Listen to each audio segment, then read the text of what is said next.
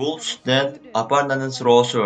Al bugün auditoriyadan jana al emne üçün Cuma'ga köpürөөк maani berilip жатканын bilgisi келет. Айым суроо узатты. Эмне үчүн Жумага көбүрөөк маани берилет? Эмне үчүн Жума маанилүү?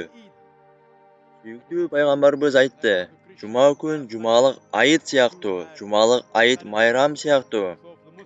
Христиандардын жекшемби күнүндөй, жөөттөрдүн ишшемби күнү болгондой, ошентип мусулмандардыкы башкача. Пайгамбарыбыз Жума күнүн тандалган жана Жума күнүнүн тандалып алынгандыгы жана маанилүүлүгү жөнүндө ар кандай хадистер бар.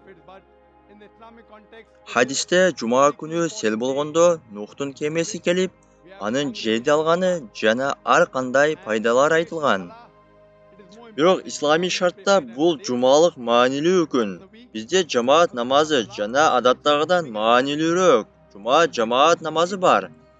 Негизгиси биз күнүнө 5 убак намаз окуйбуз. Бирок жумасына бир жолу Жума намазын окуйбуз. Бул чоң жыйын, бул жумалык айыт майрам сыяктуу. Жана ошол жыйында, жана ошол Жума намазында бүгүн түштөн кийин окушубуз керек. Имам хутба окуйт. Ал сөз сүйлөйт жана туура жол көргөзөт. Мусулмандарга Жума сайын жол көрсөтүп, жергиликтүү иштер боюнча ар кандай маселелерди айтышы мүмкүн.